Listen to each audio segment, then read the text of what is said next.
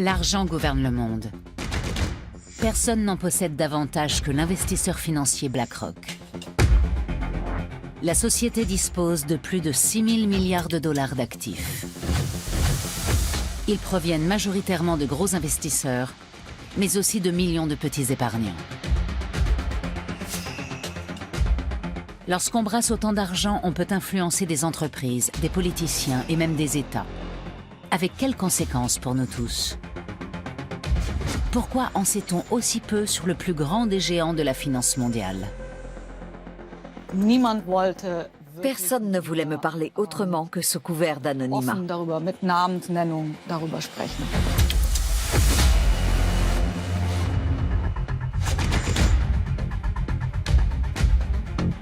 I think BlackRock is an extremely dangerous company.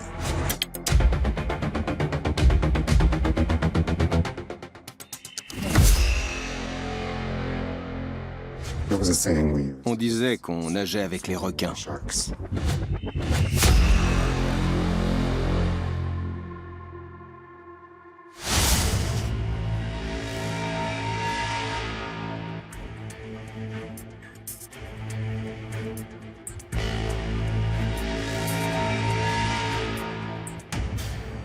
Le siège de BlackRock, le plus grand investisseur financier du monde, se trouve sur la 52e rue à New York, en plein cœur de Manhattan. Non pas sur Wall Street, mais dans un quartier de bureaux ordinaire.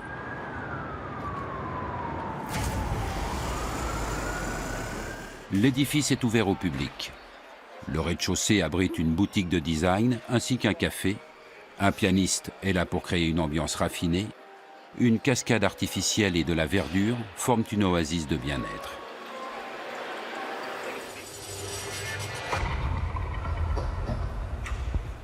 Les bureaux de BlackRock se trouvent derrière cette imposante barrière. Le soir, les livreurs de repas se bousculent au portillon. Quand on travaille ici, on ne compte pas ses heures. Les affaires passent avant tout. À la tête de la société, Lawrence D. Fink, surnommé Larry. C'est le gestionnaire d'actifs le plus puissant du monde. Ses 14 500 employés brassent plus de 6 000 milliards de dollars. Aucune autre société au monde ne gère autant d'argent. Un tel succès ne tombe pas du ciel. Il faut faire preuve de motivation, d'ambition, d'intelligence et d'un grand flair. On peut bien sûr avoir de la chance et engranger 1 milliard en un an. Mais ensuite, il faut maintenir ce niveau, décrocher de nouveaux clients, parvenir à conserver ses investisseurs et, dans l'idéal, se développer. Et BlackRock ne cesse de croître. Depuis son introduction en bourse en 1999, son cours est monté jusqu'à plus de 400 $. La première action que Larry Fink a tenue dans ses mains en valait à peine 14.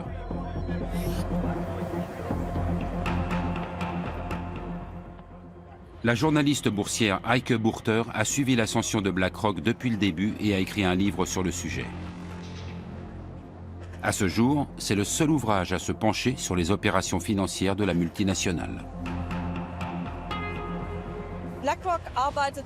BlackRock travaille avec ce que Wall Street appelle OPM, Other People's Money, l'argent des autres.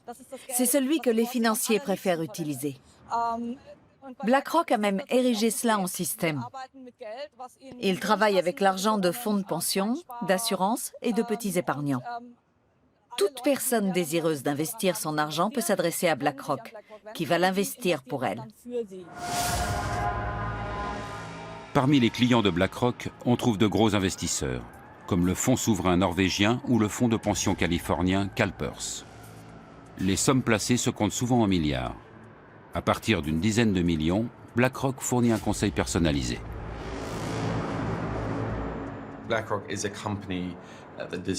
C'est une société qui doit être surveillée, car il s'agit du plus grand groupe d'investissement du monde.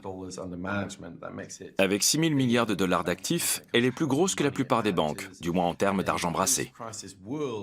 Depuis la crise financière, les groupes comme BlackRock sont les nouveaux rois du marché. Je ne pense pas qu'on puisse dire que BlackRock soit une entreprise connue. Je pense qu'elle est même totalement inconnue en France, à l'exception des milieux financiers. Et même dans les milieux économiques, les gens savent que c'est un investisseur important, qu'il est présent au capital de beaucoup d'entreprises, mais ils ne connaissent pas plus. BlackRock gère également l'argent de petits épargnants. Pour eux, elle propose des fonds plus abordables appelés ETF. Vendus sous la marque iShares, ils constituent près d'un tiers des actifs de l'entreprise. India, China, Brazil, iShares, small caps, large caps, iShares, industrials, low cost, every dollar counts, iShares. BlackRock vante la grande diversification des risques de ses ETF, ce qui attire les petits épargnants échaudés par la crise. Mais certaines voix s'élèvent pour dire que la multinationale a trop d'argent, qu'elle domine les marchés et pourrait mettre en danger l'ensemble du monde financier si elle se retrouvait en difficulté. Larry Fink réfute cependant ces critiques.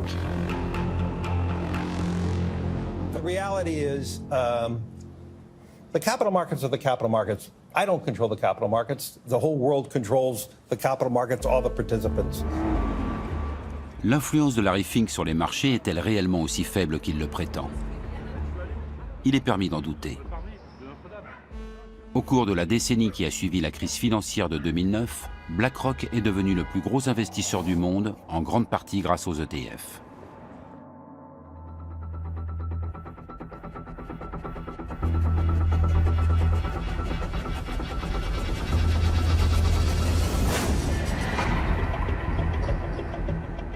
Juin 2009. Alors que la crise tient le monde entier en haleine, BlackRock rachète pour 13,5 milliards de dollars la filiale d'investissement de la banque britannique Barclays, ruinée. Une transaction colossale. Du jour au lendemain, BlackRock voit le montant de ses actifs doubler. Mais plus important encore, la société se lance dans la commercialisation d'ETF.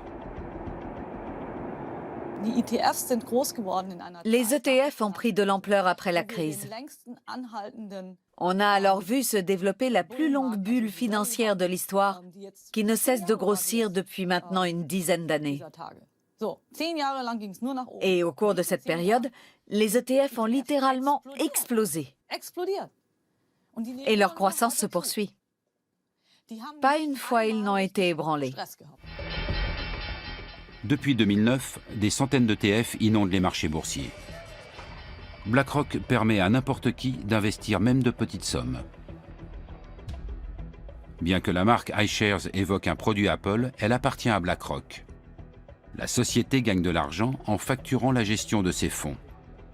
Ses tarifs sont nettement inférieurs à ceux de ses concurrents, mais avec 2000 milliards de dollars placés dans les ETF, l'affaire reste juteuse.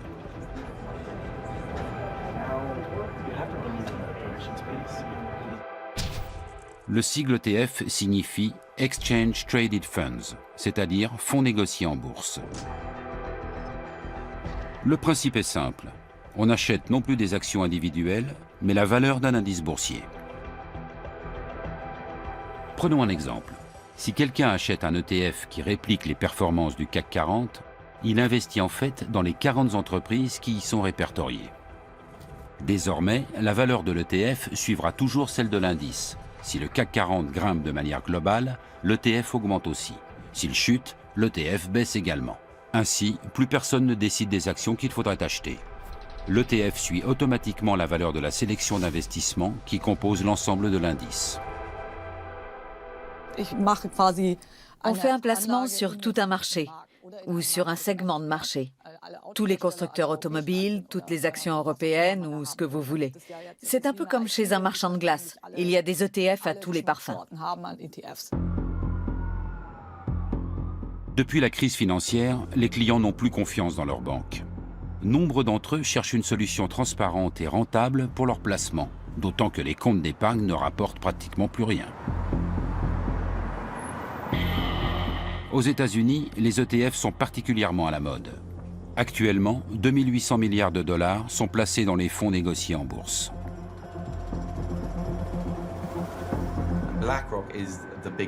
BlackRock est le plus gros pourvoyeur d'ETF. Cela nous a permis à tous d'épargner à moindre coût. Mais l'énorme pression que cela a créée a contraint les gestionnaires d'actifs traditionnels à baisser leurs tarifs. L'an dernier, le prix de ces services est tombé à un niveau historiquement bas, 2 fois moins élevé qu'il y a 20 ans. Tout le monde a fait d'énormes économies. Mais l'euphorie suscitée par les ETF retombe soudainement en 2015 lorsqu'une légende de Wall Street s'en prend par surprise aux produits phares de BlackRock. Pour son coup d'éclat, l'investisseur en fonds spéculatif Carl Icahn choisit une émission télévisée dans laquelle le ton est généralement plutôt amical.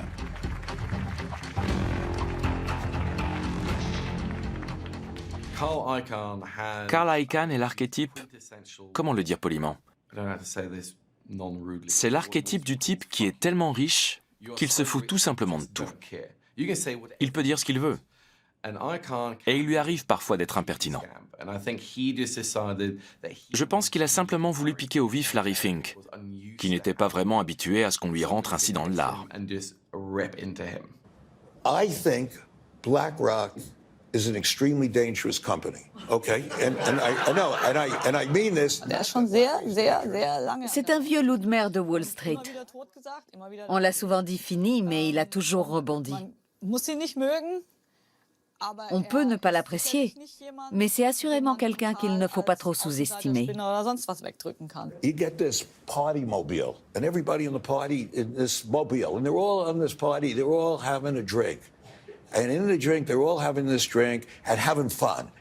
And you know who's pushing that thing? They're pushing it. It's Larry Fink and Janet Yellen. Pushing that. And they're pushing the goddamn thing. Sur le ton de la plaisanterie, Carl Icahn accuse devant les caméras Larry Fink et Janet Yellen, alors présidente de la Réserve fédérale américaine, de prendre le risque d'une nouvelle crise financière. This party thing is going. Every once in a while, Janet wants to put the brakes on it. And Larry says, nah, let it go. And the people in the party are yelling, no, don't touch those brakes. Don't touch, this is fun. And they're moving toward this cliff, see? And the cliff is there. And this thing is going to go over this cliff. And you know what's going to destroy it? They're going to hit a black rock. That's right. That's what I'm saying. Un spécialiste de premier plan qualifie BlackRock de danger pour le monde de la finance. Son attaque va ternir l'image de l'investisseur financier. Y a-t-il vraiment trop d'argent placé dans ces ETF ?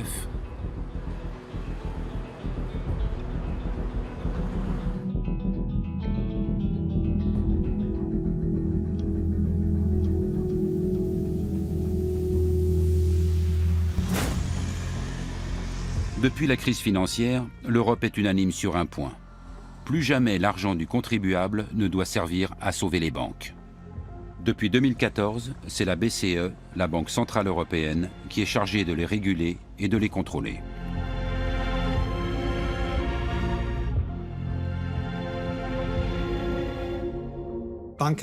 Les banques doivent posséder bien plus de fonds propres. Avant la crise, elles en avaient peut-être 8 ou 9% en moyenne.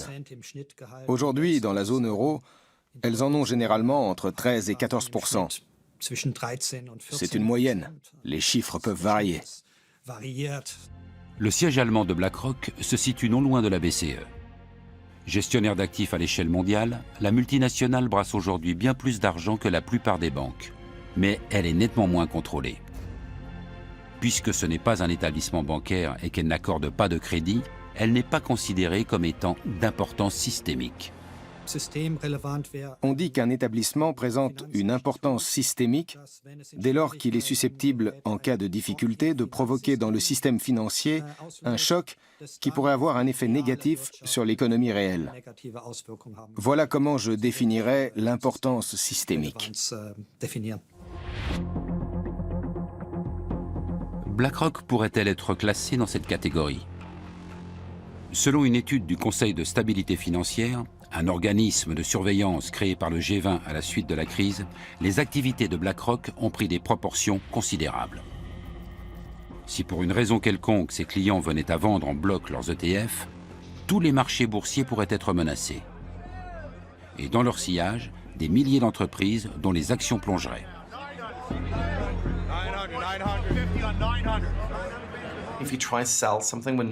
Si vous tentez de vendre quand personne ne veut acheter, le prix peut chuter très rapidement. La baisse se répercute alors sur l'ensemble des marchés. Et c'est l'effet boule de neige. On craint donc que les ETF s'avèrent dangereux sur certains marchés si les circonstances sont réunies. Et cette préoccupation est fondée. Avant la crise, il y avait plusieurs milliers de milliards d'ETF. Et tout allait bien. Ils se comportaient comme ils étaient censés le faire. C'est justement pour cette raison que les gens ont eu davantage confiance dans les ETF après la crise.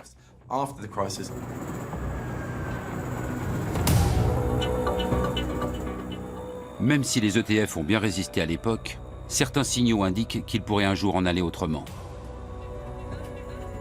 Comme lors du krach éclair de mai 2010, où les cours plongent subitement. Une grande partie des transactions concernent des ETF. Ce correspondant à Wall Street n'arrive pas à y croire.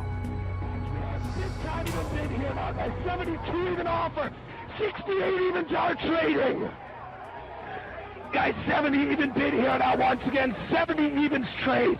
71 even bid here now with the 72 evens are trading. Un camion vous fonce droit dessus. Il accélère. Vous devez alors évaluer s'il parviendra à freiner avant d'arriver sur vous ou s'il va simplement vous écraser. Vous devez prendre une décision. Après quelques minutes, le cauchemar prend fin. Les cours remontent aussi vite qu'ils ont chuté. Aujourd'hui encore, on ne sait pas vraiment ce qui s'est passé ce 6 mai 2010. Mais une chose est sûre, les ETF étaient particulièrement impliqués. Alors que se passerait-il si tout le monde voulait les vendre? Qui sauverait le système?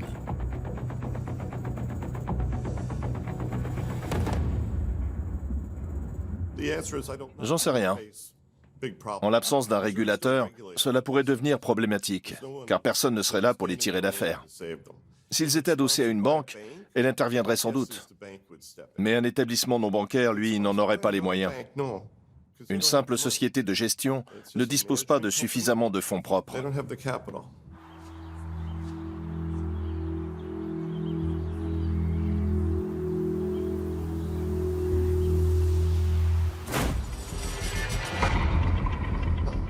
Les fournisseurs d'ETF devraient-ils donc aussi constituer des réserves comme les banques? Ils disposeraient alors de moins d'argent pour spéculer et de moins de possibilités de faire des profits.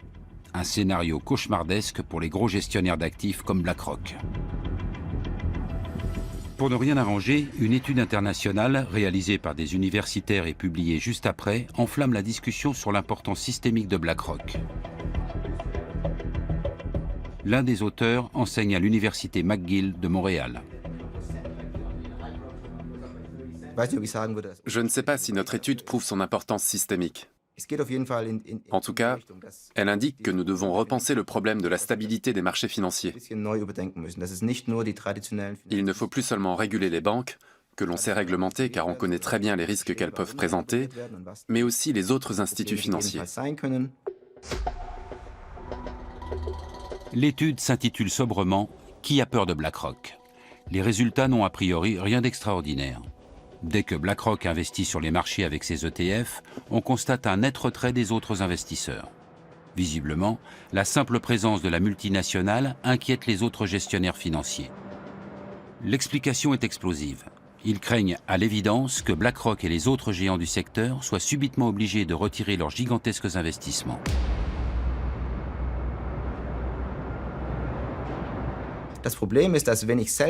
Le problème, c'est que si mes investisseurs viennent me voir pour me dire que la valeur de leur portefeuille a chuté et qu'ils voudraient récupérer leur argent, je dois revendre leurs actions alors même que leur prix est à la baisse.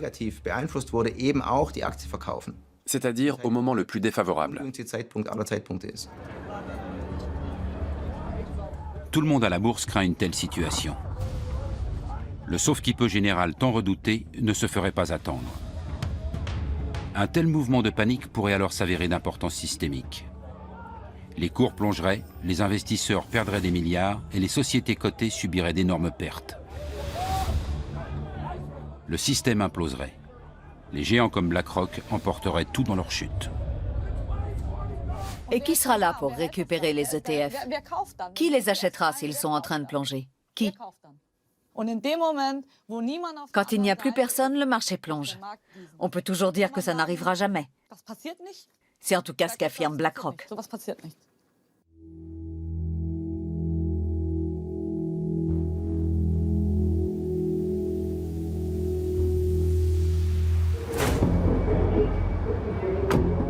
Nous nous rendons en Californie pour rencontrer un ancien salarié de BlackRock.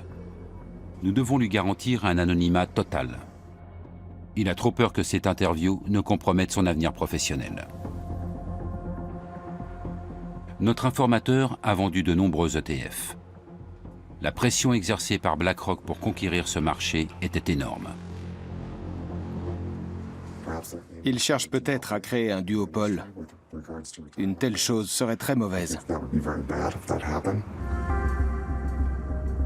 Face à BlackRock, ne subsisterait plus alors qu'un seul autre pourvoyeur d'ETF. On n'en est d'ailleurs pas très loin.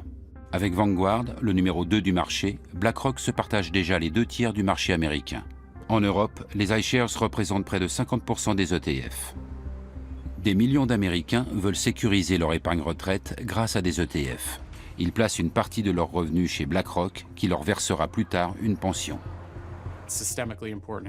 Le groupe est d'importance systémique, dans la mesure où il gère une part significative de l'épargne retraite de la population américaine. Dans ce tribunal se joue un procès croustillant. BlackRock contre BlackRock, entreprise contre salarié. L'entreprise aurait violé son obligation fiduciaire à l'égard de ses employés. La plainte évoque une véritable cannibalisation. BlackRock aurait constamment transféré l'argent de leur pension entre différents fonds médiocres et encaissé des frais à chaque opération. Cela signifierait que BlackRock, par appât du gain, a réduit les pensions de ses propres salariés dans le seul but d'accroître ses bénéfices. Le préjudice s'élèverait à des millions de dollars.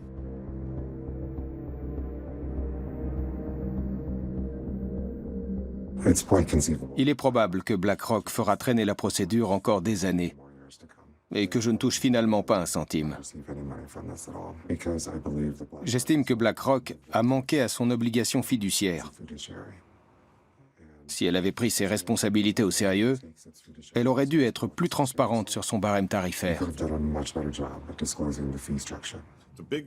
Le gros risque qu'ils courent, c'est de voir leur réputation entachée. Une grosse fraude qui saperait la confiance dans leur gestion serait bien plus dommageable pour eux qu'un problème financier.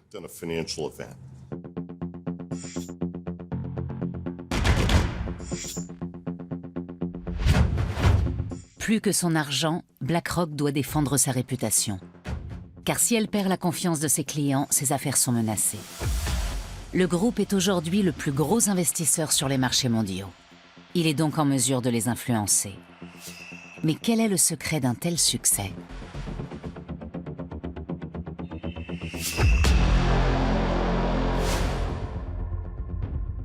BlackRock est actionnaire de milliers de sociétés. Apple, Microsoft, Facebook, Shell. L'entreprise a placé ses fonds partout. Et même si cet argent est un simple prêt de ses clients, Larry Fink et ses gestionnaires peuvent en disposer à leur guise. Larry Fink a créé un écosystème comparable à celui d'une banque. Le groupe gère et génère beaucoup d'argent. Dès qu'il investit dans un nouveau secteur, les cours de la bourse grimpent immédiatement. Il pèse si lourd qu'il influence le marché. En Allemagne, BlackRock est un gros actionnaire dans les 30 plus grandes entreprises du DAX. Il en va de même en France, où la multinationale possède de larges parts dans les sociétés du CAC 40 comme Airbus, Renault ou L'Oréal. BlackRock est la cheville ouvrière des marchés financiers. C'est chez elle et chez les autres gros investisseurs institutionnels que les investisseurs américains et du monde entier placent leur épargne retraite. Ces groupes investissent pour nous. Ils sont les intermédiaires qui garantissent nos pensions et le bon fonctionnement des marchés. Ils ont une grande responsabilité.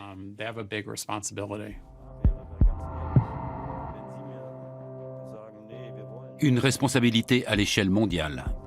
Et pourtant, presque personne ne connaît la société.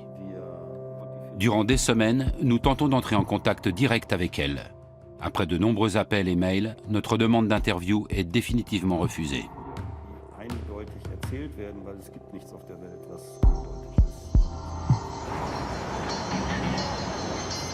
La journaliste Heike Burter en a elle aussi fait l'expérience. Depuis bientôt 20 ans, elle écrit sur Wall Street pour diverses rédactions. Mais au cours de ses recherches pour son livre sur BlackRock, elle s'est heurtée à un énorme mur de silence. Oui, en effet. Et quelque chose m'a surprise. Même parmi les gens extérieurs à BlackRock, ceux qui y avaient travaillé autrefois, qui espéraient y entrer un jour ou qui collaboraient simplement avec la société, personne ne voulait me parler autrement que sous couvert d'anonymat.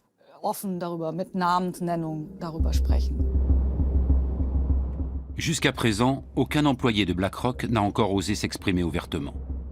Même l'ex-salarié que nous rencontrons à San Francisco redoute l'influence de son ancien employeur.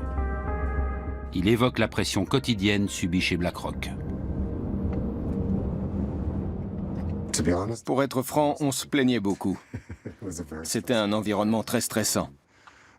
L'organisation était très horizontale et il y avait pas mal de jeux de pouvoir. Beaucoup de gens voulaient avoir l'air important et gravir les échelons. Les plaintes étaient nombreuses. Quand je travaillais là-bas, on avait l'habitude de dire qu'on nageait avec les requins. Notre informateur développait des fonds pour les marchés internationaux. Ces produits devaient attirer des investisseurs du monde entier, avec de gros bonus à la clé en cas de succès. En cas d'échec, pression et stress. Et chez BlackRock, la définition de la réussite était claire. Une expression qu'on utilisait la résume bien. Rendre les riches encore plus riches. Je caricature, bien évidemment. Mais la réussite chez BlackRock, du moins pour moi, se mesurait à mes performances et à mes bonus. Ils louaient des salles où le PDG présentait les résultats du trimestre et exposait aussi ses objectifs.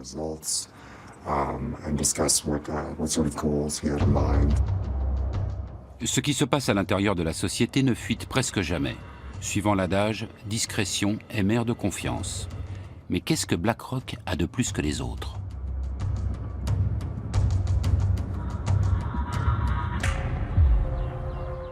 La réponse se trouve à 1300 km au nord de San Francisco, près de la frontière américano-canadienne. Wenatchee est une petite ville de 30 000 habitants.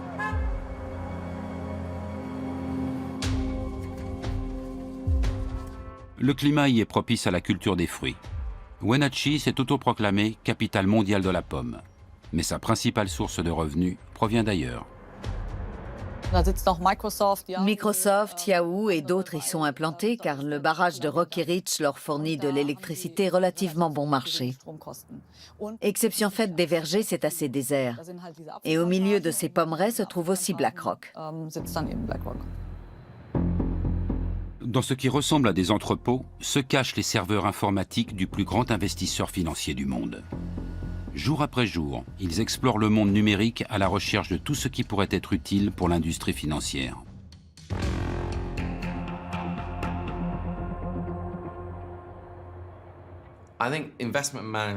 La gestion de placement est grandement tributaire de l'information, et elle utilise donc bien plus de données que d'autres secteurs. Pas seulement les chiffres du PIB, du chômage ou du cours de la bourse, mais aussi les images satellites, les données de cartes bancaires, etc. Toutes ces empreintes numériques que nous laissons dans l'économie numérique, les gestionnaires d'actifs s'en emparent et les anonymisent au maximum avant de les utiliser pour réaliser des transactions et surveiller les risques. Et dans ce domaine, Larry Fink a une longueur d'avance.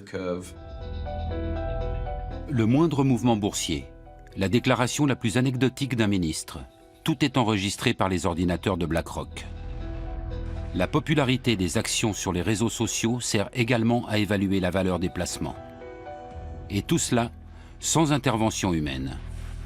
BlackRock a développé son propre programme d'analyse surnommé Aladdin. Une intelligence artificielle qui prend de nombreuses décisions toute seule. C'est évidemment le système qui est à la base de la gestion de risque, qui est la spécialité de BlackRock et qui permet effectivement de faire ce type d'investissement avec des coûts faibles. Dans le conte, le garçon des rues, Aladdin, avec un seul dé, s'enrichit avec l'aide d'un génie. Chez BlackRock, c'est le système informatique Aladdin avec 2 dés qui enrichit l'entreprise.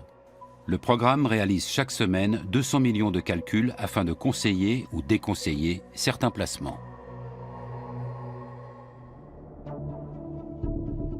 Prenons un exemple.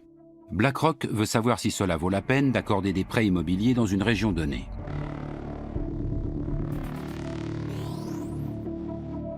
Aladdin remarque que ces derniers temps, beaucoup de crédits de ce type y ont été résiliés prématurément.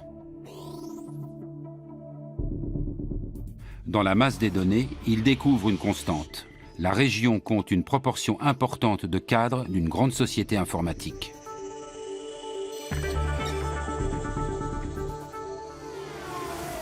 Le problème, c'est qu'ils sont souvent mutés.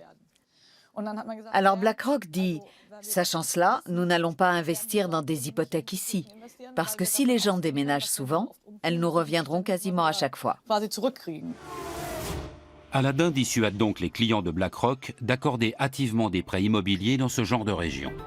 Car si les cadres déménagent régulièrement et résilient souvent leurs prêts, ils payent finalement moins d'intérêt que ce qui était prévu au départ. Solution proposée, augmenter les taux des prêts immobiliers dans les environs des grandes sociétés informatiques.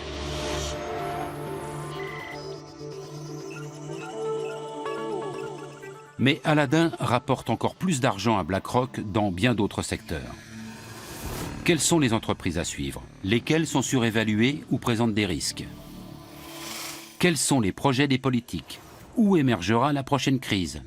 Aladdin en sait davantage que n'importe qui. Et pour faire appel à ses pouvoirs magiques, il suffit d'y mettre le prix.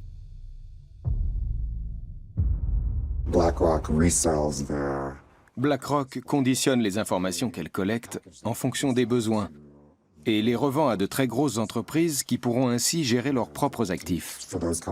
En fait, Aladdin est une plateforme de gestion des risques.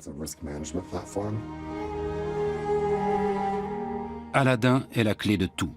BlackRock vantait déjà son pouvoir dans une vidéo promotionnelle en 2013. La banque de données y est ouvertement présentée comme un outil presque omniscient. Smarter than any algorithm. More powerful than any processor. Because I am Aladdin. Because I am Aladdin. A new kind of intelligence. For a new world of investing. Aujourd'hui, Aladdin brasse pas moins de 18 000 milliards de dollars. Vous m'avez bien entendu. C'est presque autant que le PIB des États-Unis. Les Américains travaillent une année entière pour réunir cette somme qui, quotidiennement, au moment où nous parlons, passe par Aladdin. 18 000 fois 1 milliard de dollars. Un montant astronomique à 12 zéros. Mais que se passerait-il en cas de bug ou de piratage? Ayant utilisé ce produit, je sais à quel point les procédures pour introduire la moindre modification au système sont draconiennes, afin de réduire les risques. Cela reste néanmoins préoccupant que tant d'argent passe par cet unique système. Si Aladdin et un autre programme gèrent seuls tout l'argent de la planète, je crains un duopole à la Coca-Cola et Pepsi. Imaginez les risques que cela représente et le pouvoir qu'ils auront. C'est un problème systémique.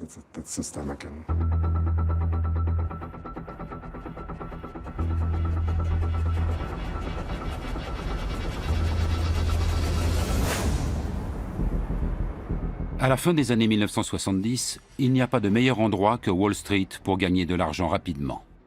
Pour devenir célèbre, on va à Hollywood. Pour faire fortune, direction la bourse. Le jeune Lawrence D. Fink, alors âgé de 23 ans, n'a aucune velléité d'acteur. Sa maîtrise en administration des affaires immobilières en poche, il quitte Los Angeles pour se rendre à New York. Larry Fink était banquier d'investissement.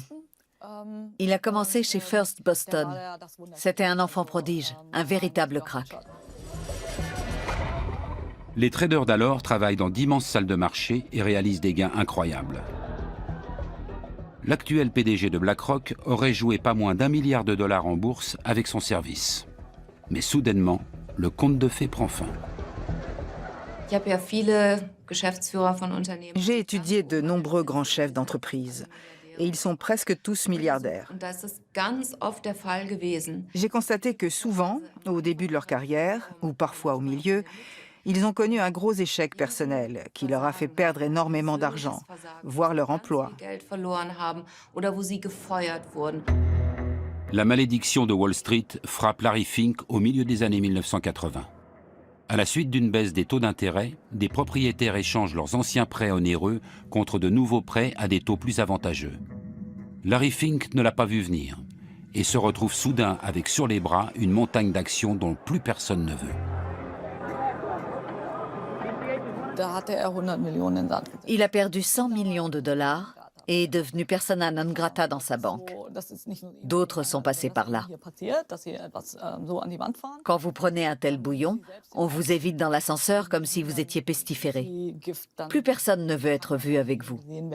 Vous devez alors vous tourner vers autre chose. Ce qu'il a fait. J'ai effectué des recherches pour savoir s'il avait été licencié ou s'il avait démissionné. C'est difficile à dire, mais c'est probablement lui qui est parti. En 1988, Larry Fink parvient à convaincre la société d'investissement Blackstone de créer avec lui une nouvelle entreprise. Blackstone Financial Management mise sur une gestion des risques la plus parfaite possible. Peu après, Larry Fink en change le nom. BlackRock est né. Elle se caractérise par l'incroyable accent qu'elle met sur le risque, sous toutes ses formes, au point que cela en devient presque obsessionnel.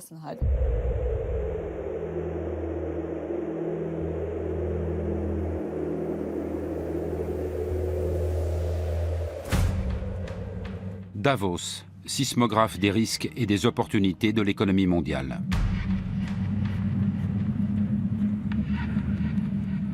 Une fois par an, jusqu'à 5000 policiers et militaires lourdement armés sont mobilisés dans ce village suisse où l'élite financière de toute la planète organise son forum économique mondial. Davos est une plateforme idéale, car les PDG de toutes les grandes entreprises, notamment technologiques, sont présents et viennent y puiser des connaissances. L'accès au forum est réservé aux participants dûment accrédités. Et seuls les chefs d'État sont autorisés à venir accompagnés de leur garde du corps.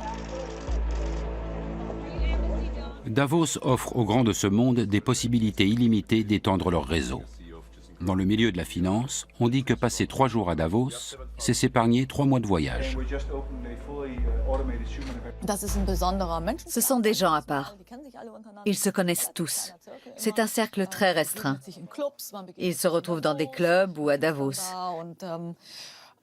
Ils s'assoient ensemble et discutent de l'état du monde, des inégalités sociales et des moyens d'y remédier. Ils évoluent dans les hautes sphères. Et BlackRock a toujours voulu être de la partie. Larry Fink rencontre ici des chefs d'État, des hommes politiques ou des PDG. Parfois, ils participent ensemble à des tables rondes. Mais la plupart du temps, ils s'entretiennent à huis clos. Larry Fink gère des actifs du monde entier. Cela va d'un fonds gouvernemental koweïtien à un fonds de pension allemand, en passant par une assurance australienne. Comme il a accès à toutes ces données, dans lesquelles il puise depuis plus de 20 ans, il a un aperçu unique de l'état du monde de la finance. Et grâce à cela, il produit à son tour ses propres données. Il est une pierre angulaire de cet immense réseau de personnes. Les interviews de Larry Fink sont rares. Dans celle-ci, réalisée à Davos, il évoque ses débuts et son premier job dans la boutique de chaussures de son père. At 10 years old, I was required to learn how to sell shoes and help my father. Well, I learned how to deal with people pretty early in my career, and it was a great learning lesson how to deal with people, how to appeal to people's needs, and I was a pretty good shoe salesman. Il s'agit là d'une des rares anecdotes personnelles connues au sujet de Larry Fink. Elle vise à donner l'image d'un homme d'affaires consciencieux et à réduire le fossé qui sépare depuis longtemps l'homme de pouvoir des petits investisseurs.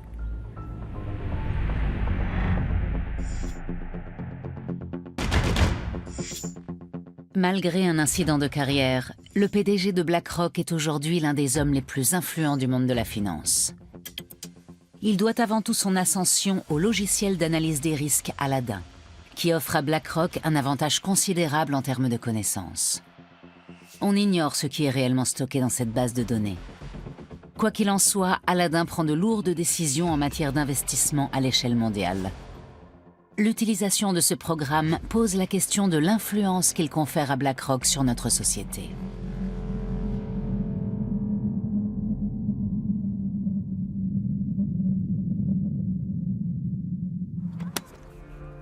La fondation allemande Ethicon se préoccupe de la responsabilité sociale des entreprises.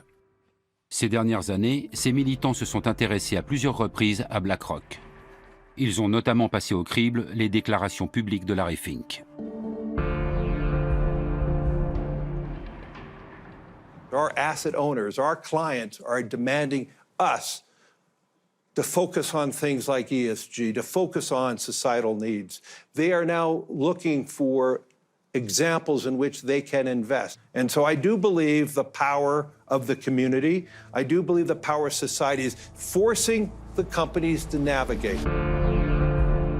spricht davon, dass Unternehmen Il dit que les entreprises ou les grands groupes devraient s'inquiéter pour leur image, car les jeunes les scrutent de plus en plus sur les réseaux sociaux. Larry Fink publie régulièrement des lettres adressées aux dirigeants des entreprises dans lesquelles BlackRock a investi. Il s'y montre attaché à leurs responsabilités sociales. La société exige que les entreprises, à la fois publiques et privées, se mettent au service du bien commun. Pour prospérer sur le long terme, toute entreprise doit non seulement produire des résultats financiers, mais également montrer comment elle apporte une contribution positive à la société. C'est le discours à la mode actuellement. Mais pour moi, il ne s'agit que de blabla idéologique.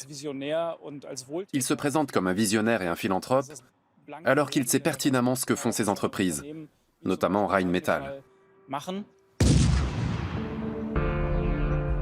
Rheinmetall est l'un des plus gros fabricants d'équipements militaires d'Europe. Basé à Düsseldorf, le groupe vend des armes dans le monde entier. La fondation Ethicon a donc décerné à la société et à ses investisseurs un prix négatif, le Black Planet Award. En tant qu'actionnaire important, Larry Fink est nommément cité. Par l'intermédiaire de BlackRock, il investit dans de gros groupes, en particulier ceux dont les marges bénéficiaires sont les plus attrayantes. Même s'il sait très bien que ces entreprises s'enrichissent grâce à d'épouvantables guerres civiles, comme celle qui déchire en ce moment le Yémen. Il investit également dans des entreprises qui gagnent de l'argent en détruisant la nature.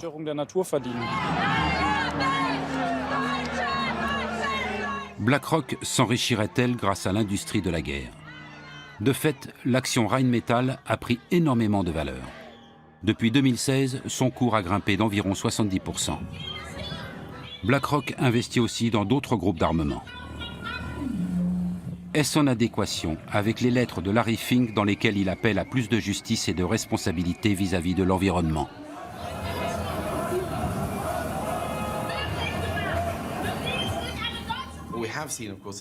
Larry Fink aime bien envoyer chaque année sa lettre aux dirigeants d'entreprise pour leur donner ses directives. Mais comme le Financial Times et d'autres journaux l'ont déjà fait remarquer, ce discours ne correspond pas toujours à ce que disent les gestionnaires de fonds de BlackRock au conseil d'administration des entreprises. En d'autres termes, les déclarations d'intention de Larry Fink n'ont rien à voir avec la réalité. BlackRock privilégie les investissements les plus rentables et non les plus éthiques. Comme avec Rheinmetall, qui continue de vendre des armes à l'Arabie Saoudite par l'intermédiaire de filiales, et ce, malgré l'interdiction d'exporter décrétée par le gouvernement allemand. Et peu importe si le régime saoudien torture ses ressortissants et assassine les journalistes indésirables. On l'a notamment vu avec l'affaire Jamal Khashoggi. Peu après, une conférence devait avoir lieu en Arabie Saoudite et de nombreux chefs d'entreprise ont dû reconsidérer leur participation. Larry Fink ne s'y est pas rendu, mais quand on lui a demandé s'il allait cesser toute relation commerciale avec le pays, il a clairement répondu que non. BlackRock refuse de s'exprimer sur le sujet devant notre caméra. Mais dans un document publié en 2018, les choses sont claires. En définitive, un seul critère est retenu par la société au moment de décider si elle soutient ou non la politique commerciale d'une entreprise.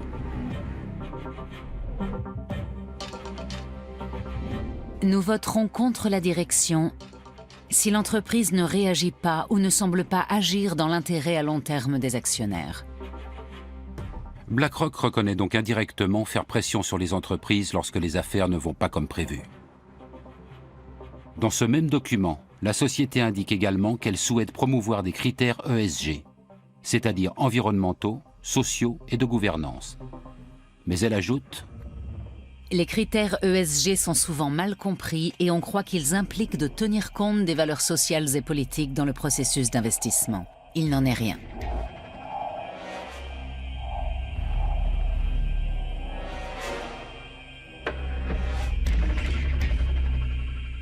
Et le siège de BlackRock à Francfort précise encore sans ambiguïté: les gestionnaires d'actifs ne peuvent pas utiliser les actifs de leurs clients pour promouvoir leurs propres opinions sociales ou politiques.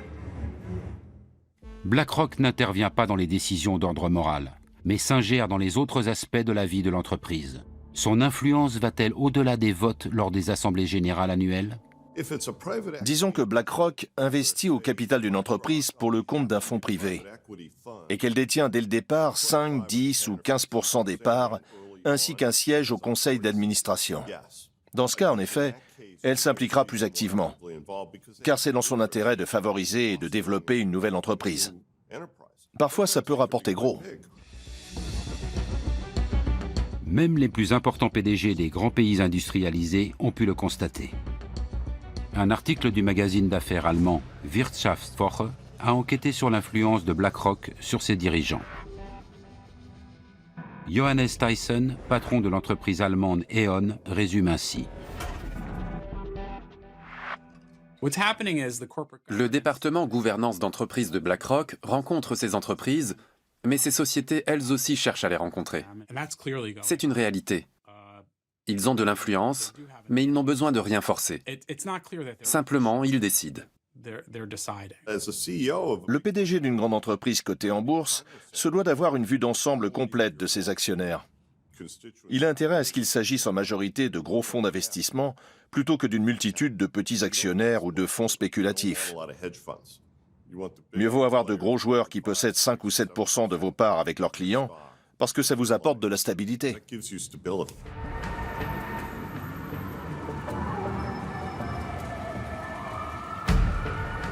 La puissance de BlackRock peut-elle être mise au service d'une noble cause?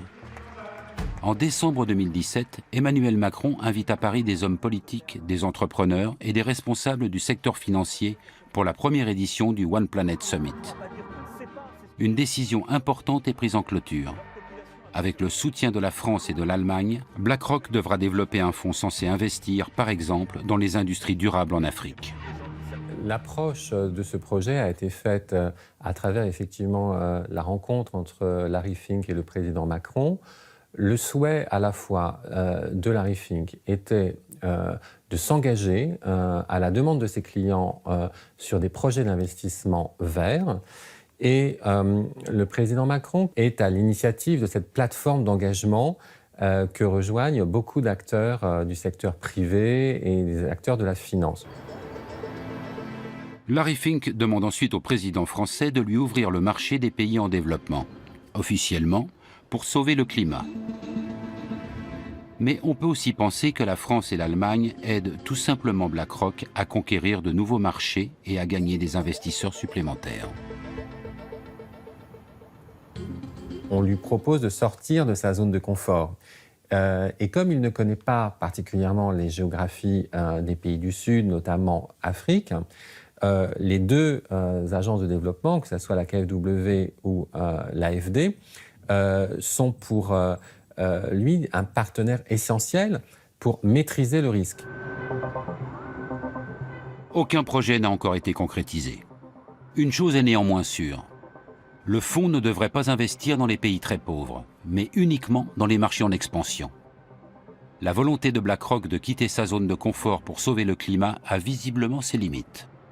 D'autant que le groupe continue d'engranger de l'argent avec des entreprises peu soucieuses de protéger l'environnement. Cette contradiction entre parole et acte a donné lieu à de nombreux actes de protestation. Larry Fink se fait régulièrement épingler pour ses investissements dans les énergies sales comme le charbon, le pétrole ou le gaz. We're here in New York City today outside of BlackRock headquarters to give Larry Fink the only award that he really deserves, an award recognizing him as a climate fraud.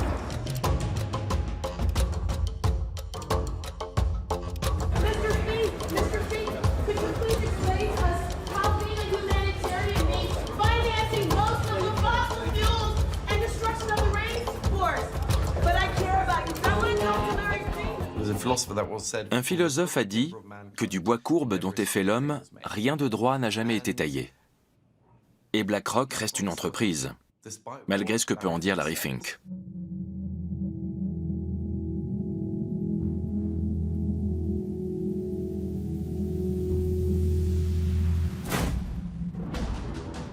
La mainmise de BlackRock grandit à chaque nouvel investissement. Le groupe vote déjà aux assemblées générales de 17 000 grandes sociétés du monde entier et influence donc leur stratégie.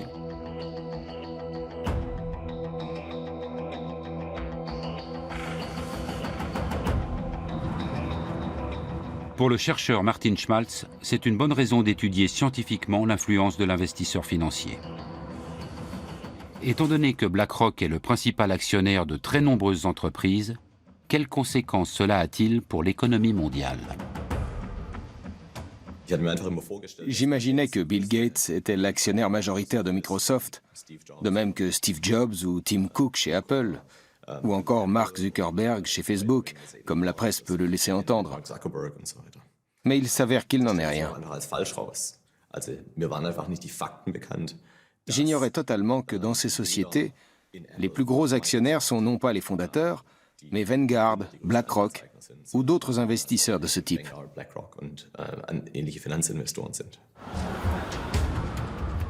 Martin Schmaltz relève notamment que ces groupes investissent dans des entreprises qui sont concurrentes.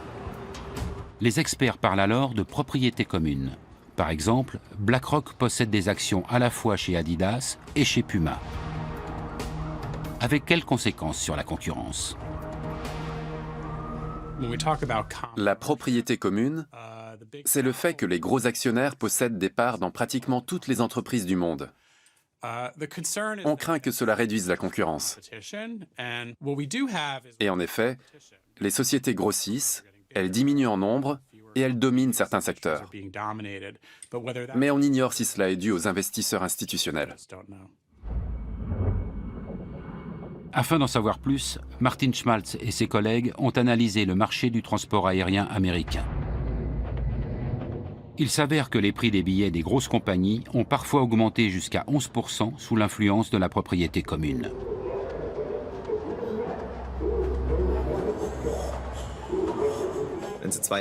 Disons que vous possédez une compagnie aérienne, et moi une autre, et que nous décidons d'échanger une partie de nos actions afin de devenir propriétaires à parts égales.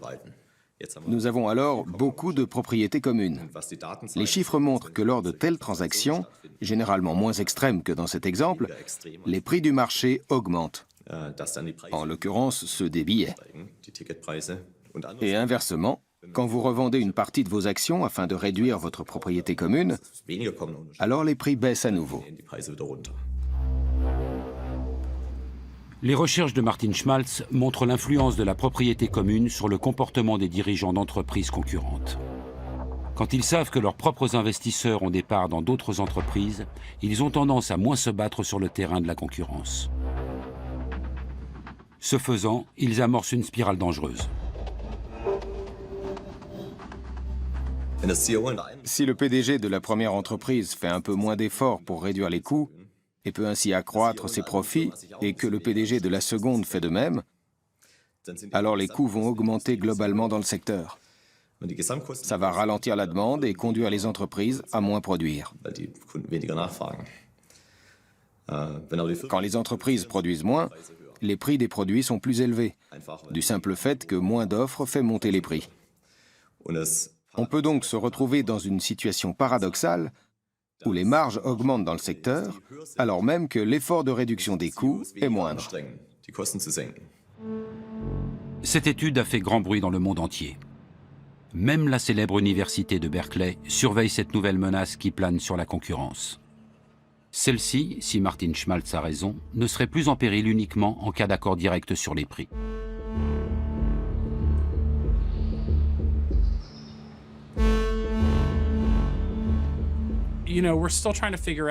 Nous essayons encore de vérifier si tout cela est cohérent, ne serait-ce que dans cette branche.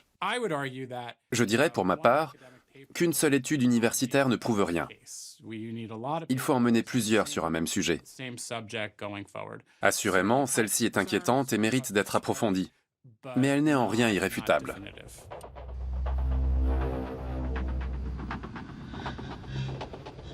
Martin Schmaltz a également étudié le secteur bancaire américain. Là encore, plus la propriété commune est importante, plus les frais de compte sont élevés et plus les intérêts perçus par les clients sont faibles.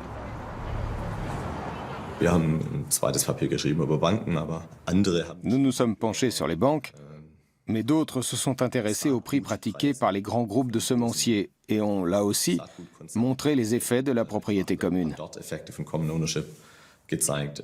Une demi-douzaine d'études indiquent que la propriété commune influence la faculté d'innovation des entreprises. Le sujet fait débat parmi les scientifiques. Les médias s'en emparent aussi, car il fait l'effet d'une bombe.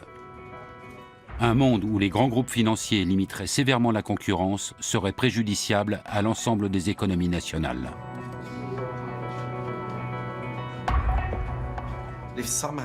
Si la concurrence disparaît, nous allons nous retrouver, dans le pire des cas, avec un capitalisme de copinage, ce qui n'est pas sain.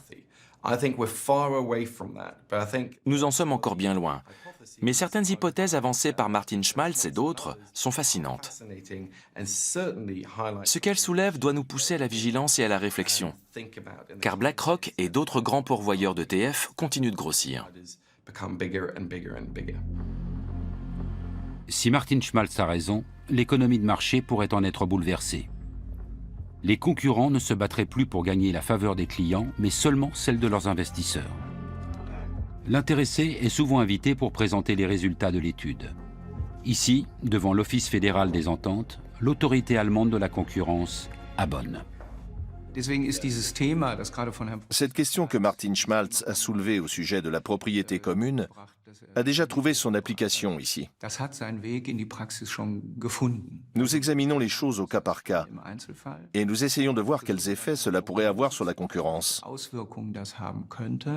Mais à ce jour, aucun cas n'a encore mené à une interdiction pour ce motif.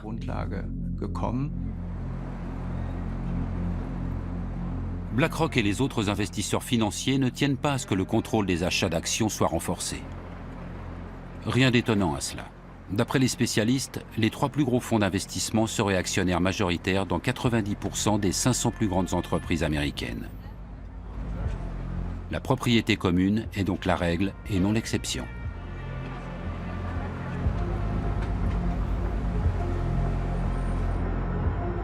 Plus le débat fait rage, plus on voit surgir des contre-expertises censées renforcer la position de BlackRock. La direction de l'entreprise ne manque pas une occasion de critiquer les conclusions de Martin Schmaltz.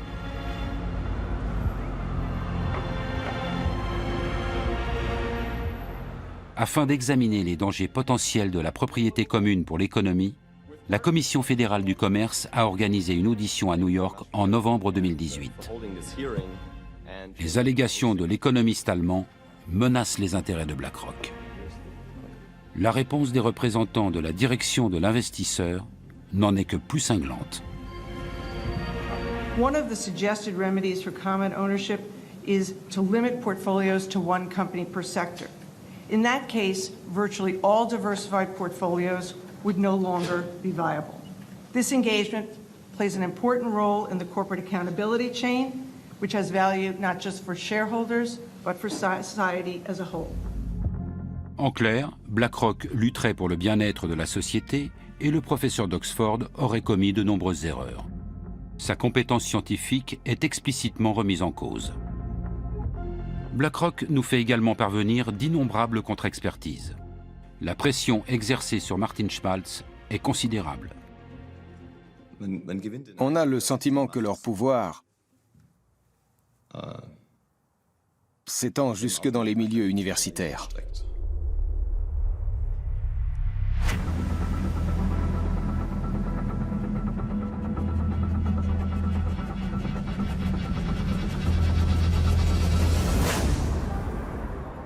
Dans le quartier de Wall Street, personne ne doute de l'impact significatif de BlackRock sur les marchés. Mais comment l'entreprise est-elle devenue si puissante en si peu de temps?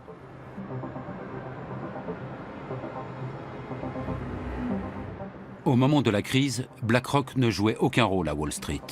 Ce sont principalement les banques qui ont failli faire sombrer l'économie mondiale.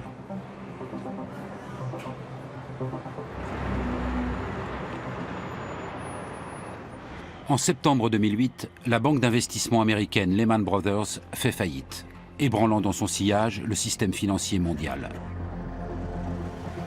L'une des tâches les plus urgentes consiste alors à déterminer la gravité réelle de la situation pour les divers instituts bancaires.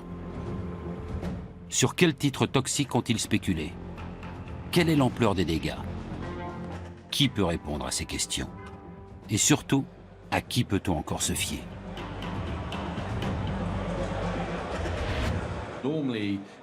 En temps normal, la BCE et les différents gouvernements seraient allés demander conseil à Goldman Sachs, JP Morgan ou la Deutsche Bank.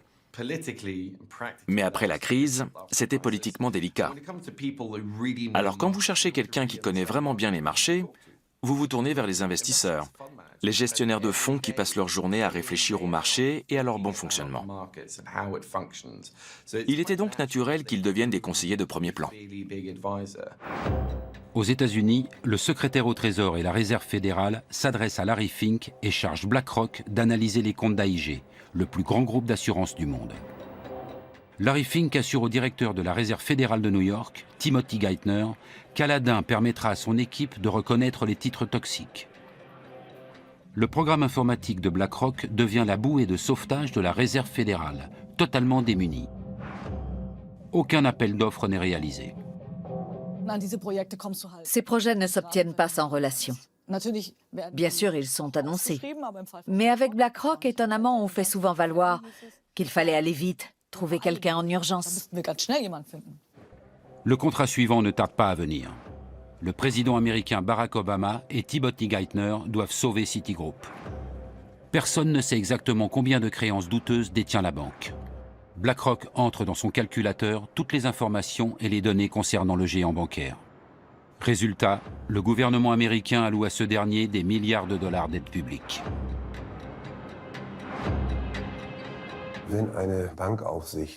Si l'autorité de contrôle du secteur bancaire ne peut pas définir elle-même les critères de robustesse d'une banque, elle capitule. Cette connaissance privilégiée ne peut et ne doit être développée que par ce gendarme lui-même. Et elle doit rester sa prérogative exclusive. Lorsqu'en 2009, Barack Obama nomme Timothy Geithner secrétaire au Trésor, Larry Fink obtient une entrée directe à la Maison-Blanche. Les perspectives s'annoncent exceptionnelles pour BlackRock.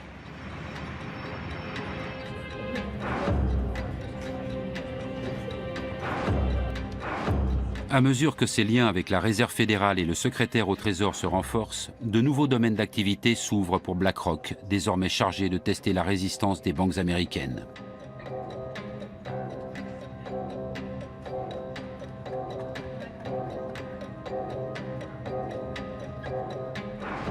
L'Europe aussi fait bientôt appel au service de BlackRock.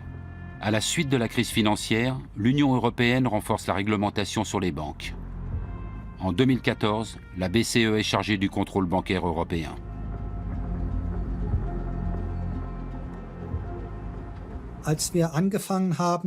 Lorsque nous avons mis cela en place en 2014, nous avons rapidement dû procéder à une évaluation complète de l'ensemble du système bancaire. Nous disposions encore de peu d'effectifs. C'est pourquoi nous avons aussi sollicité l'aide de consultants externes pour nous aider à mettre tout cela sur pied. L'avantage, c'était que certains travaillaient pour d'autres autorités de contrôle international. Nous avons donc pu intégrer les bonnes pratiques de chacun d'entre eux. C'est depuis ces bureaux que sont actuellement régulées les principales banques européennes.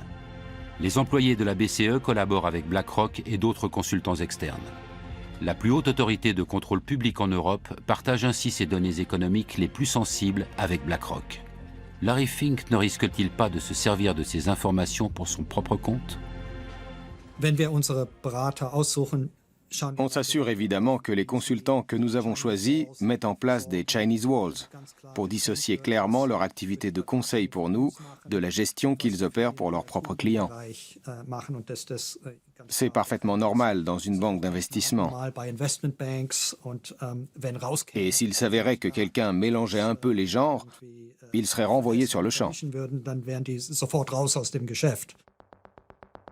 Comment fonctionnent ces Chinese Walls, ces fameuses murailles de Chine?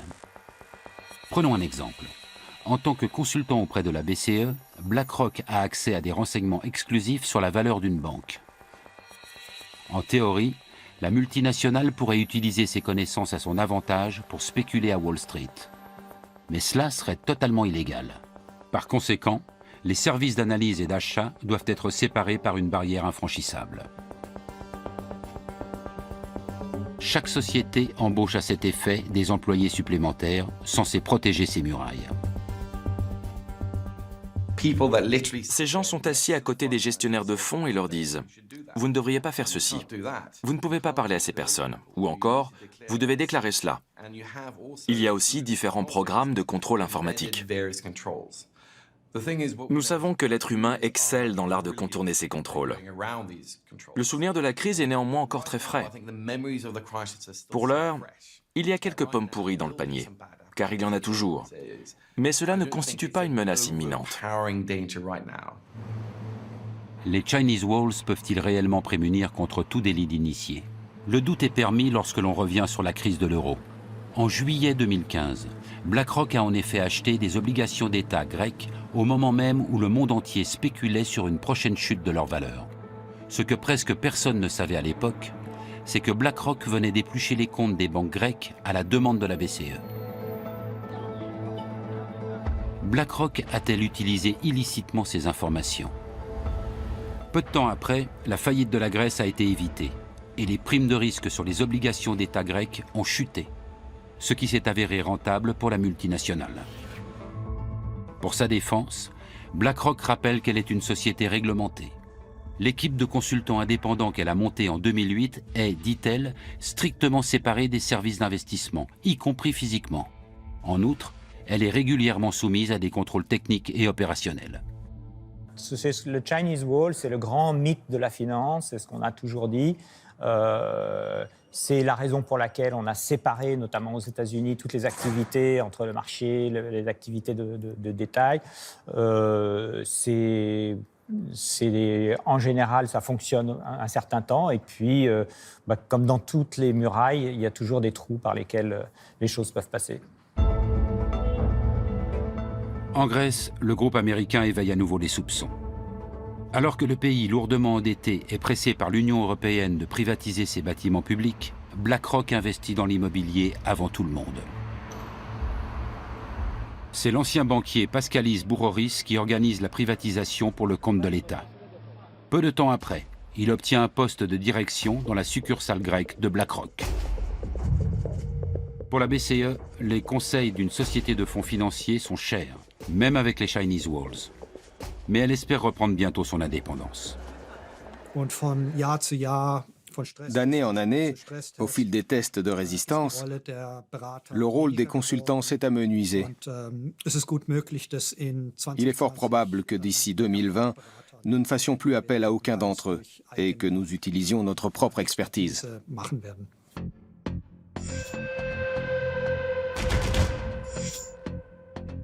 Non seulement BlackRock est le premier investisseur financier du monde, mais la société conseille également les gouvernements et les banques centrales. Beaucoup craignent que cette activité lui donne accès à des informations sensibles sur le système financier, qu'elle pourrait utiliser à son avantage. Mais même si BlackRock ne tire aucun parti de ses connaissances d'initié, une question se pose. À quel point est-elle liée au monde politique ?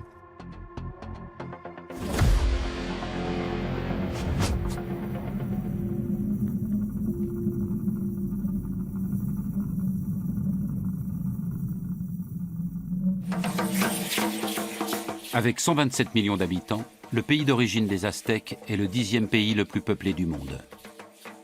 Son PIB par habitant est pratiquement équivalent à celui de la Chine. Malgré les problèmes qu'il connaît, le Mexique aiguise donc les appétits. Notamment celui de BlackRock.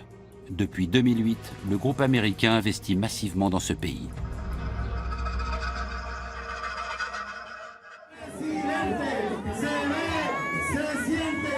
À l'approche des élections présidentielles de 2018, la multinationale a des raisons de s'inquiéter lorsqu'un nouveau candidat se présente. Il s'agit d'un politicien de gauche, Andrés Manuel López Obrador, ancien maire de Mexico. Beaucoup d'investisseurs craignent qu'il ne nationalise d'importants secteurs de l'industrie, comme le souhaitent nombre de ses partisans. Le candidat le plus fort était alors M. López Obrador, l'actuel président du Mexique. C'était celui qui allait le plus à l'encontre des courants politiques et économiques dominants en vigueur dans le pays depuis des décennies. Le secteur de l'énergie récemment privatisé est au cœur des débats. BlackRock y a placé beaucoup d'argent et prévoit d'investir dans un nouveau gazoduc. Avec l'ancien président, la confiance règne. Mais l'élection d'un homme de gauche imprévisible risque de mettre en péril les investissements du groupe. Et ce, précisément au Mexique, le pays préféré de Larry Fink.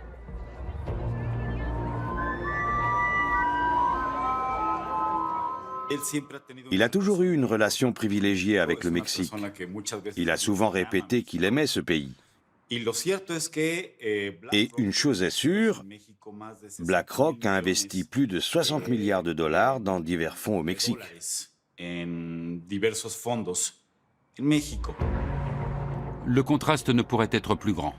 Alors que BlackRock brasse des milliers de milliards de dollars à travers le monde, le modeste siège du parti de López Obrador se situe dans un quartier populaire de Mexico. C'est de ce bâtiment que le politicien mène sa campagne. Son quartier général n'a d'ailleurs pas bougé depuis. Pour parler aux candidats ou à ses hommes de confiance, il faut normalement passer par ce hall d'accueil.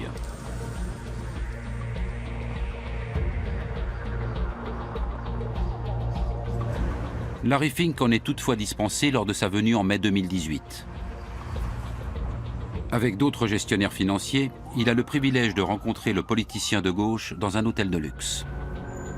Le contenu de leur discussion reste confidentiel. Toujours est-il que le candidat Obrador déclare alors publiquement que les fonds d'investissement américains restent les bienvenus au Mexique. Je crois que cette rencontre a été, et j'insiste sur ce point, une marque de confiance. Ça allait bien au-delà d'une simple démonstration de bonne volonté.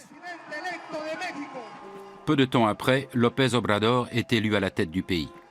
Le peuple attend de lui qu'il combatte la corruption et la criminalité en pleine explosion. Mais beaucoup veulent aussi renationaliser des secteurs de l'économie privatisés dans lesquels BlackRock a placé des milliards. Cependant, après sa victoire électorale, le nouveau président n'en parle plus et il n'en reparlera sans doute plus jamais. Car aucun dirigeant mexicain ne peut se passer de l'argent de gros investisseurs étrangers comme BlackRock. La probabilité que le président Obrador confisque ou chasse les capitaux étrangers investis au Mexique dans le secteur de l'énergie est nulle, pratiquement nulle, pour une simple question de survie. Aucun organisme international, que ce soit le FMI, la Banque mondiale ou la Banque de développement, ne prêterait de l'argent au Mexique pour compenser ces sommes.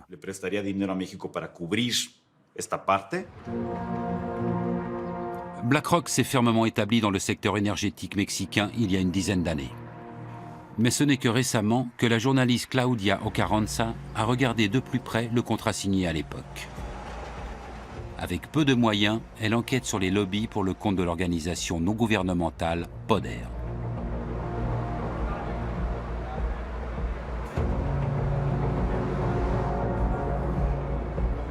Pour des raisons de sécurité, nous ne pouvons pas filmer l'extérieur de son bureau.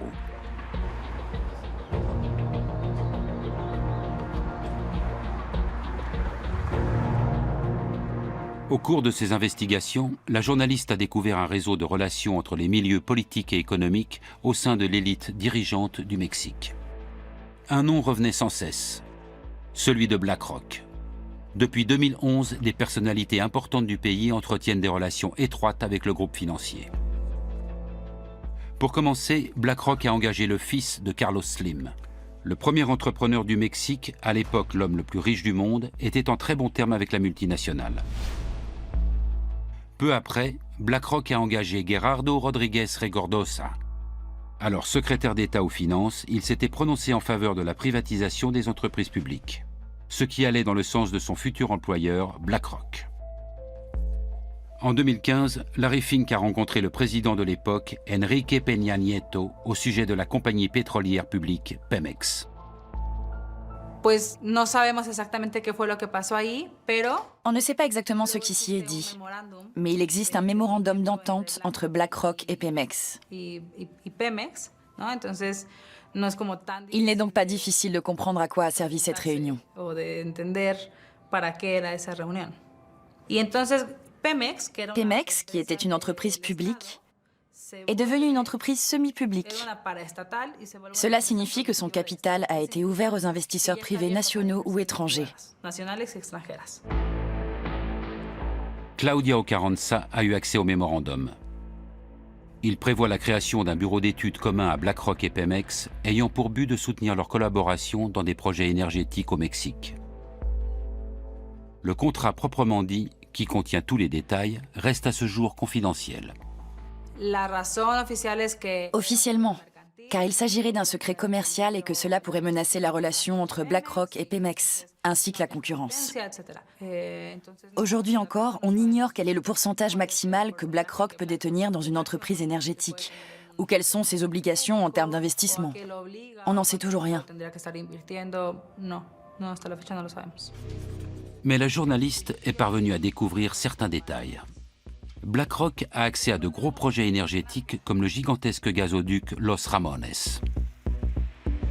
Avec un partenaire, la multinationale a injecté 900 millions de dollars pour développer cette infrastructure qui va relier le centre du Mexique au site de production de gaz de schiste au Texas.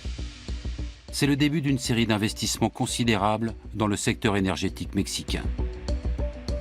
Malgré le changement de gouvernement et l'arrivée d'un président de gauche, BlackRock consolide toujours davantage son influence. Pour la seule année 2018, ils ont placé 85 milliards de dollars dans des fonds d'énergie renouvelable. Cela représente pratiquement 90% des fonds dont ils disposent. Et ils continuent d'investir dans le secteur de l'énergie. BlackRock fait partie des principaux investisseurs étrangers au Mexique. Outre le secteur de l'énergie, BlackRock s'intéresse surtout aux fonds de pension mexicains. En 2014, la Banque nationale l'autorise à investir une partie de l'épargne retraite des Mexicains. En d'autres termes, BlackRock a accès à l'argent de nombreux retraités et est chargé de sécuriser leur rente. Un marché immense.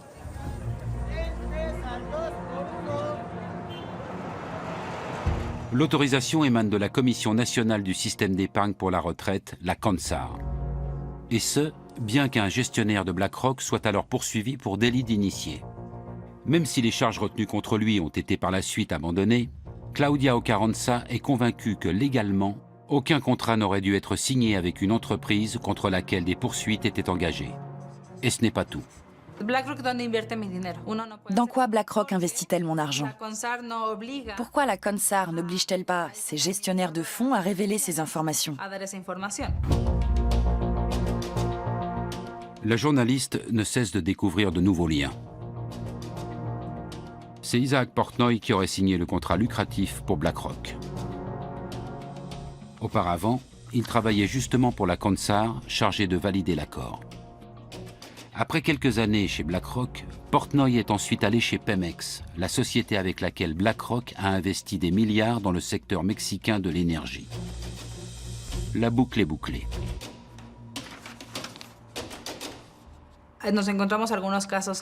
Nous avons rencontré quelques cas comme celui de BlackRock et Isaac Portnoy.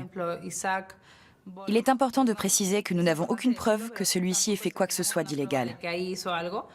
Mais nous savons qu'il siégeait à la CONSAR, qui réglemente les fonds de pension au Mexique. Un cas classique de pantouflage. Des personnalités importantes issues d'institutions publiques ou politiques se retrouvent chez BlackRock. Et inversement, en fonction des besoins.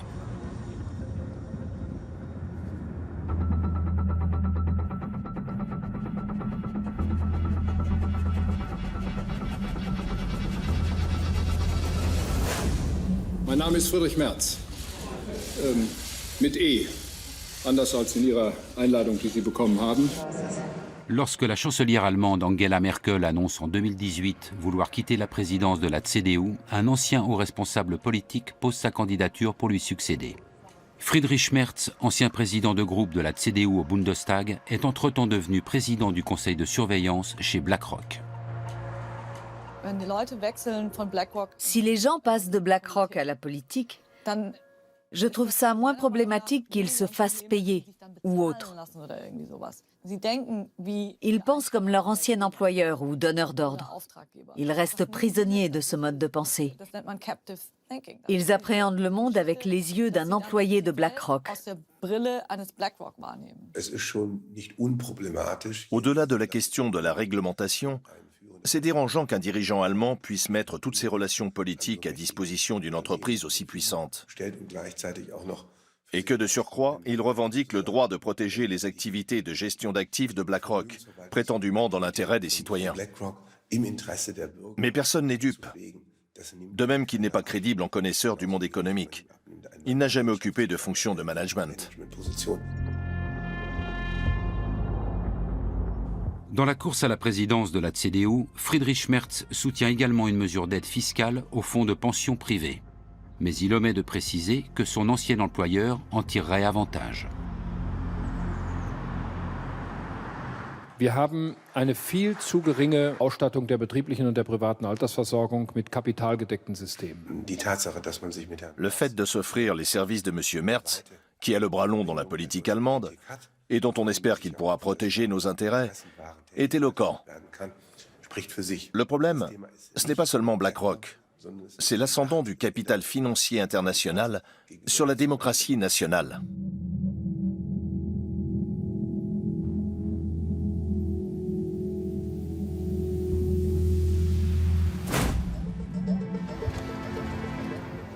En France, 5 mois après l'élection présidentielle de 2017, une rencontre mémorable a lieu à l'Élysée.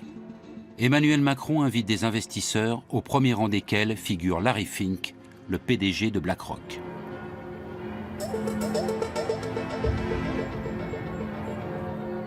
Le président français souhaite attirer les grands gestionnaires de fonds du monde dans l'Hexagone.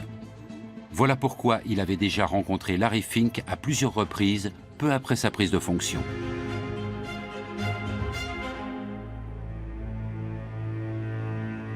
Aujourd'hui comme alors, les entretiens ont lieu à huis clos. Macron ne veut aucune caméra. Après, je pense qu'il est intimement convaincu, et je pense qu'il a raison de l'être, du fait qu'il faut être proche de ces gens-là, en tout cas en matière de business, pour parvenir à les faire s'installer sur le territoire français ou simplement y faire des investissements. Parce que ce qu'ils cherchent à attirer aussi, c'est l'argent, c'est les fonds. Emmanuel Macron veut favoriser les privatisations en France. À cet effet, le président de la République a créé une commission dont l'un des membres n'est autre que le patron de BlackRock France, Jean-François Cirelli. Cet ancien conseiller du président Chirac a aussi fait de Gaz de France l'une des plus grandes compagnies énergétiques du monde. Et tout comme Friedrich Merz en Allemagne, il ne cesse de réclamer un recours accru aux fonds spéculatifs pour l'assurance vieillesse.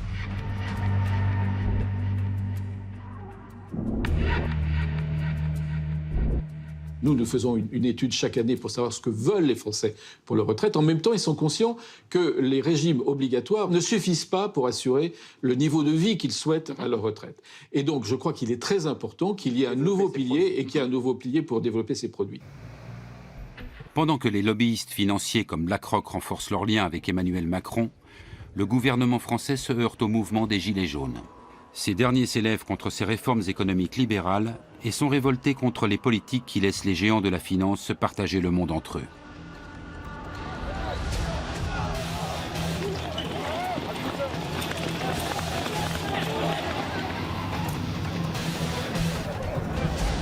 Du tout, donc ce sont des gens qui sont en protestation par rapport au système.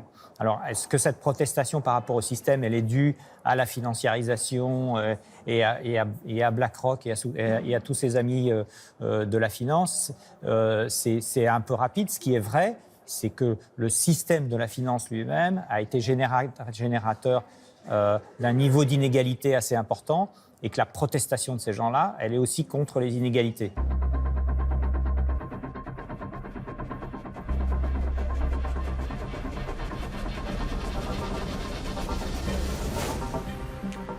En Allemagne aussi, la résistance face au monde de la finance s'organise. De plus en plus de citoyens se sentent menacés. Le berlinois Russ Bettairy s'indigne du prix des loyers dans la capitale allemande.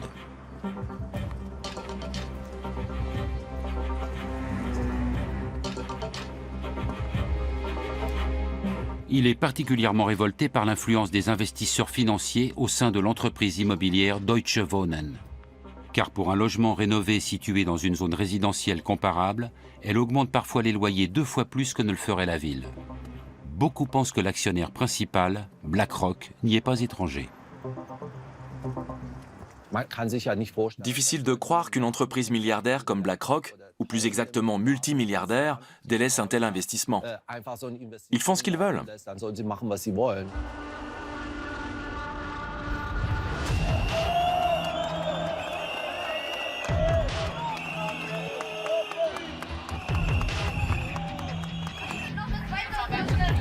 Des dizaines de milliers de personnes manifestent à Berlin afin de mettre un terme aux agissements de Deutsche Wohnen et de BlackRock. Ils veulent exproprier la société immobilière pour obtenir une indemnisation. BlackRock perdrait alors l'un de ses plus gros objets d'investissement en Allemagne.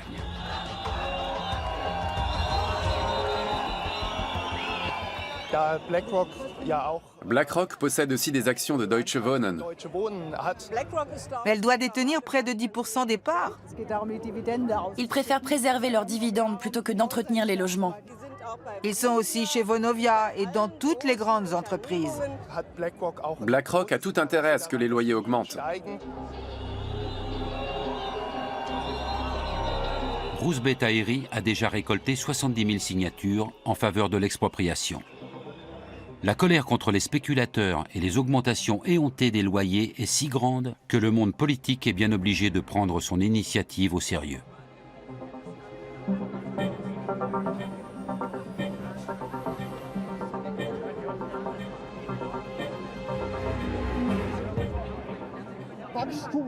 Seule la croissance leur importe. Et beaucoup se retrouvent au banc de la société car ils ne peuvent plus payer leur loyer.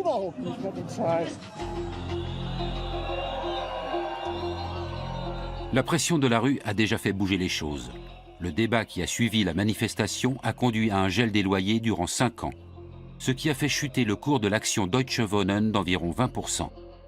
Pour BlackRock, c'est une source de revenus sûre qui menace de se tarir.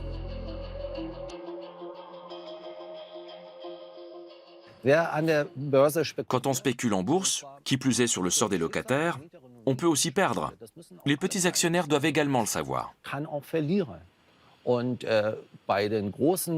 Je n'ai absolument aucun état d'âme à porter préjudice à de gros investisseurs institutionnels comme BlackRock. Ils ont suffisamment nui à la société. Aucune autre société ne brasse autant d'argent que BlackRock. Elle a le bras long en politique et influence même des gouvernements. Mais personne n'en parle. Les gestionnaires de Larry Fink doivent faire passer l'éthique après les perspectives de profit. Plus le pouvoir des investisseurs grandit, plus la question se pose. Faut-il avoir peur de BlackRock ? La taille de la multinationale pourrait-elle provoquer une crise financière mondiale? Et surtout, peut-on encore arrêter BlackRock?